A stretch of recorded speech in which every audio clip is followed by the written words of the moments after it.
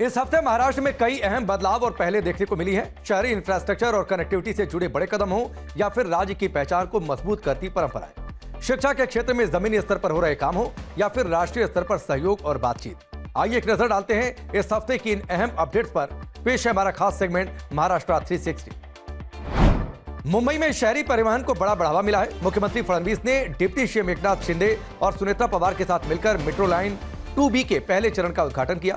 उन्होंने कहा कि सरकार देश में सबसे आसान और बेहतर कनेक्टेड ट्रांसपोर्ट सिस्टम बनाने के लिए काम कर रही है। इस मौके पर पॉड टैक्सी प्रोजेक्ट का लॉन्च भी किया गया, जो आखिरी दूरी तक कनेक्टिविटी को बेहतर बनाएगा और प्रमुख कारोबारी इलाकों में ट्रैफिक कम करने में मदद करेगा। तर 59 मिनिटांमध्ये MMR रिजनच्या कुठल्याही भागातनं कुठल्याही भागात जाता आलं पाहिजे अशा प्रकारची इन्फ्रास्ट्रक्चर आणि पब्लिक ट्रान्सपोर्टची व्यवस्था, त्यातला एक एक टप्पा आता आपण पूर्ण करतो।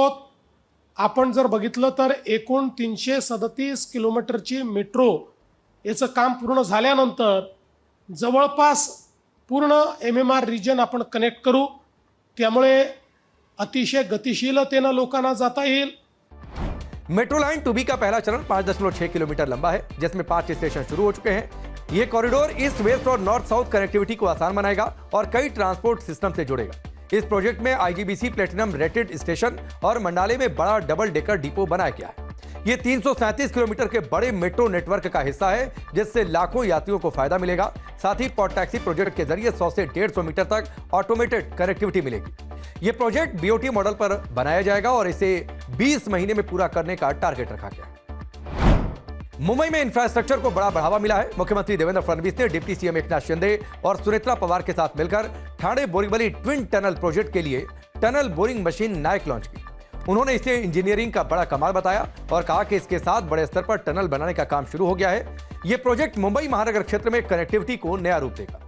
करीब 10 किलोमीटर लंबी यह ट्विन टनल ठाणे और बोरीवली के बीच यात्रा समय को करीब 15 मिनट तक कम कर देगी। टनल का डिजाइन मल्टी लेन और इमरजेंसी लेन के साथ तैयार किया गया है, जिसमें आधुनिक सुरक्षा सिस्टम भी शामिल है। यह tunnel Sanjay Gandhi national park के नीचे से गुजरेगी, जिसे पर्यावरण को ध्यान में रखते हुए तैयार किया जा रहा है। पर्यावरण के लिए बड़े स्तर पर पेड़ लगाए जाएंगे। कई TBM मशीनों के साथ यह प्रोजेक्ट आगे बढ़ेगा और इसे 2028 तक पूरा करने का टारगेट रखा गया है। महाराष्ट्र में ग्रामीण शिक्षा को बेहतर बनाने की दिशा में बड़ा कदम उठाया गया है। मुख्यमंत्री देवेंद्र फडणवीस ने पुणे जिले के खानबड़ी में ज्योति सावित्री जिला परिषद स्कूल का उद्घाटन किया। उन्होंने कहा कि इस पहल से गांव के बच्चों को भी आधुनिक और अच्छी शिक्षा मिल सकेगी। यह CBSE पैटर्न स्कूल शहर और गांव की शिक्षा के बीच का अंतर कम करने की दिशा में एक अहम कदम है।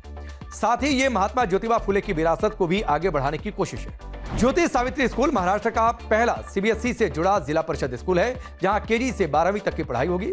12 एकड़ में बने इस स्कूल में जरूरतमंद बच्चों को मुफ्त और बेहतर शिक्षा दी जाएगी। यह डिजिटल क्लासरूम, साइंस और कंप्यूटर लैब, लाइब्रेरी और खेल की सुविधाएं मौजूद हैं। छात्रों को खाना, यूनिफॉर्म और आने जाने की सुविधा भी दी जाएगी। क्लास 6 से हॉस्टल की व्यवस्था करने की भी योजना है और आगे चलकर यहां करीब 2000 छात्रों के लिए सुविधाएं विकसित करने का भी प्लान है। यह प्रोजेक्ट PPP और CSR मॉडल पर तैयार किया गया है, जिसका मकसद ग्रामीण महाराष्ट्र में भी राष्ट्रीय स्तर की शिक्षा को पहुंचाना है। राष्ट्रीय राजधानी दिल्ली में नेशनल पब्लिक रिलेशंस कॉन्फ्रेंस 2026 का आयोजन किया गया। इस कॉन्फ्रेंस का आयोजन महाराष्ट्र सरकार के सूचना और जनसंपर्क विभाग ने किया। देश के अलग अलग राज्यों से आए प्रतिनिधियों ने इसमें हिस्सा लिया और सरकारी कम्युनिकेशन को मजबूत बनाने पर चर्चा की। प्रिंसिपल सेक्रेटरी ब्रिजेश सिंह ने कहा कि आज के दौर में रणनीतिक और तकनीक आधारित कम्युनिकेशन बेहद जरूरी है। यह कॉन्फ्रेंस राज्यों के बीच पब्लिक कम्युनिकेशन को मजबूत करने का एक बड़ा मंच बना। इसमें पारदर्शिता और लोगों तक सही जानकारी पहुंचाने पर जोर दिया गया। डिजिटल और सोशल मीडिया को जानकारी फैलाने का अहम जरिया बताया गया। स्टोरी टेलिंग और व्यवस्थित कम्युनिकेशन के महत्व को भी रेखांकित किया गया। अधिकारियों के लिए ट्रेनिंग और क्षमता विकास पर भी चर्चा हुई। साथ ही इस बात पर भी जोर दिया गया कि सरकारी योजनाओं की जानकारी आखिरी व्यक्ति तक पहुंचे और तकनीक के जरिए बेहतर कम्युनिकेशन सिस्टम तैयार किया जाए। बीड में आस्था और परंपरा से जुड़ा एक बड़ा आयोजन देखने को मिला। मुख्यमंत्री देवेंद्र फडणवीस ने श्री क्षेत्र गहनीनाथगढ़ में आयोजित 94वीं नारदी सप्ताह में हिस्सा लिया। उन्होंने संत गहनीनाथ महाराज की नाथ परंपरा में अहम भूमिका को याद किया और आयोजन की अनुशासित व्यवस्था की सराहना की। नारदी सप्ताह की शुरुआत संत वामन भाव महाराज ने की थी और यह आयोजन आज भी नाथ संप्रदाय की परंपरा को आगे बढ़ा रहा। मुख्यमंत्री ने आयोजन की अनुशासित व्यवस्था और लंबी योजना की सराहना की, जिसमें 2039 तक का कार्यक्रम तय किया गया है।